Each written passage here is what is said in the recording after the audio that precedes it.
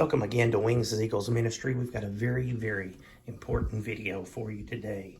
The video today talks about time and spending time, and it's talking about, this one focuses on a child with her mother.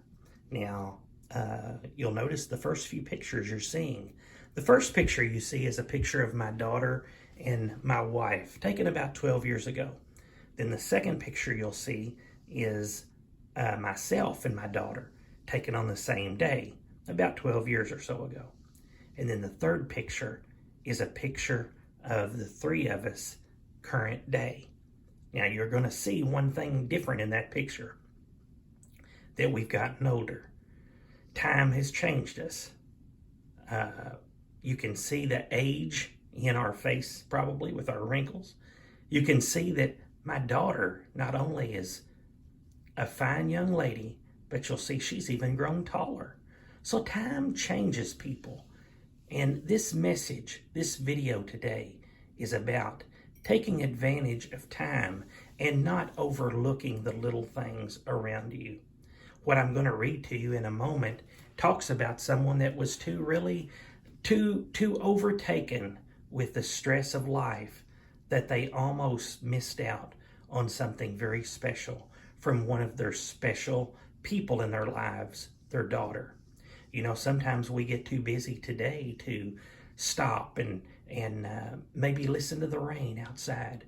We get too busy to sit outside one night with the family and watch lightning bugs. Maybe we're too busy to sit and play a board game or something like that. But do you know, the thing is don't let those moments pass you by. We can all learn from missed opportunities. And let's do things.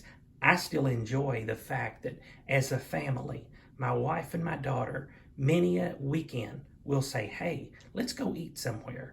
And we'll go out and spend good quality time somewhere. If you follow us on Instagram, you will see a lot of pictures where we share things like that. But where we will go out together and we'll eat, we'll go yard sailing, we go fishing together. Wonderful things that I am so thankful for that we can do as a family. Give this thing a listen here in a minute. Give this little clip a listen as we share this story about this young girl. And I think it will touch your heart, because here was a mother in this, what you're about to hear, that, again, as I said earlier, she really gets too busy and she almost misses out on something very special with her child. God loves the family. God loves you. And God loves your children. So let's take the time to enjoy what God has given us, what God has blessed us with. Let's take the time to enjoy these things and these people. It's special moments like these that make life special. Give this a listen. I hope you enjoy. Like, subscribe. Now here we go. This story centers on a young daughter by the name of Darla. Her and her mother are out riding in a car when she spots a chicken hawk. "Mommy, look!" cried Darla, pointing to the chicken hawk soaring through the air. "Uh-huh," her mother murmured, driving, lost in the thought about the tight schedule of her day. Disappointment filled Darla's face. "What's the matter, sweetheart?" the mother asked, entirely dense and not comprehending what had happened. "Nothing," Darla said. The moment was gone. Near home, they slowed to search for the albino deer that comes out from behind the thick mass of trees in the early evening. She was nowhere to be seen. "Tonight, I guess she has too many things to do," the mother said, trying to ease Darla's mind on why the deer was gone. Well, the normal nighttime duties came. Dinner, baths, phone calls filled the hours until bedtime. "Come on, Darla, time for bed," the mother cried. Darla raced past her up the stairs. Tired, her mother kissed her on the cheek, said her little prayers with her daughter, and tucked her in. As she was leaving the room, Darla said, "Mom, I forgot to give you something." The mother's patience was gone.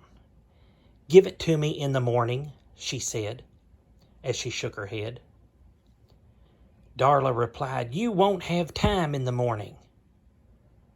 Again, her mother answered defensively, "I'll take time." Sometimes it seemed to the mother, no matter how hard she tried, time flowed through her fingers like sand in an hourglass. Never enough. Not enough for herself, not enough for her husband, and not enough for her daughter. Darla wasn't ready to give up yet. She wrinkled her little freckled nose in anger and swiped away her chestnut brown hair. "No, you won't. It will be just like today. When I told you to look at the hawk, you didn't even listen to what I said." The mother was too weary to argue by this time, and this hit too close to home. "Good night," she said, and shut the door with a resounding thud. Later, though, little Darla's face just filled a vision as the mother tried to go to sleep, unable to. Her husband, knowing something was wrong, said, "Why so glum?" The mother told him the whole story. "Well," he said, "maybe she's not asleep yet. Why don't you go check?" He said with all the authority of a person who knew he was right. I followed his advice, wishing the day had been different. I cracked open her door, and the light from the window spilled over her sleeping form. In her hand, I could see the remains of a crumpled up piece of paper. Slowly, I opened her palm to see what the item of our disagreement had been. Tears filled my eyes. She had torn into small pieces a big red heart with a poem that she had written titled, "Why I Love My Mama."